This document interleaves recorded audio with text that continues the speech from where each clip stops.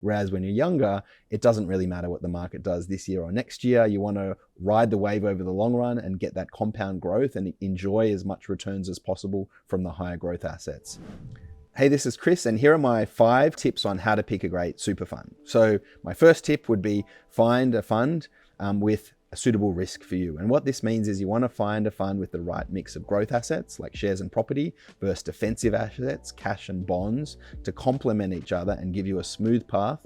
And the percentages in both of those will depend on factors like your age, your time to retirement, and how much money you've built up.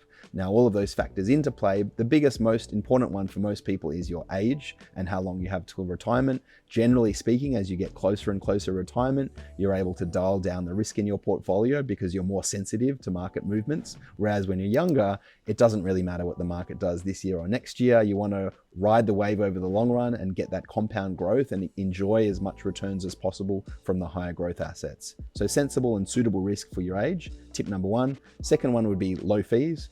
What we know in the short term is that markets are unpredictable, and actually fund managers have no idea whether they're going up or down this year or next year. But what we do know is that fees are guaranteed. So while you can't predict markets, and there's no one really that can confidently and consistently do it, although there's a lot of people that preach that they can, fees are guaranteed. And that's the one thing that you can control when it comes to your investments. Make sure they're low, because compounding high fees over the long run is going to almost certainly erode any benefit from market timing or stock picking provided by your super fund manager.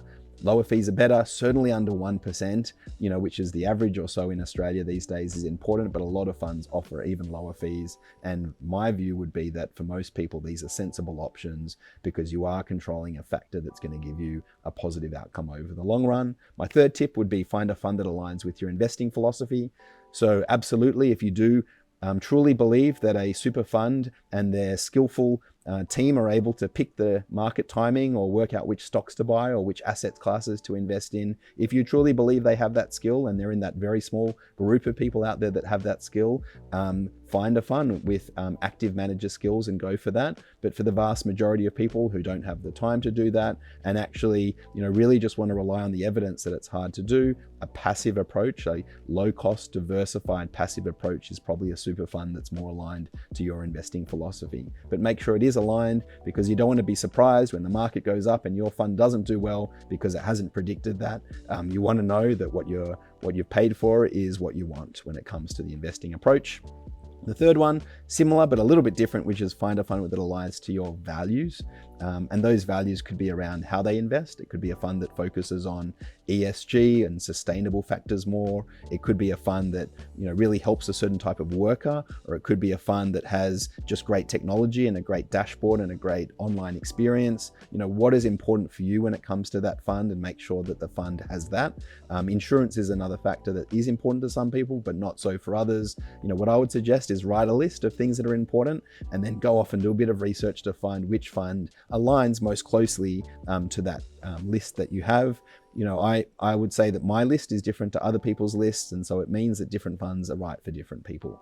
And they're my tips for finding a great super fund. I think you can keep it pretty simple, but if you get those small tips right at the start, you can actually sit back and enjoy long-term returns and not worry about your super too much at all. But it is important you get those right up front. Otherwise, if you're stuck in a dud fund, and we've done a lot of research on this in our Fat Cat Funds research over the last 10 years, it can have an enormous impact on your end result when you're retiring. And by enormous, I mean $200,000 or $300,000 for an average Australian. So the cost of not doing this is high. So spend a bit of time, particularly at the start of the year, if you've got a bit of time off, making sure you're in the right super strategy.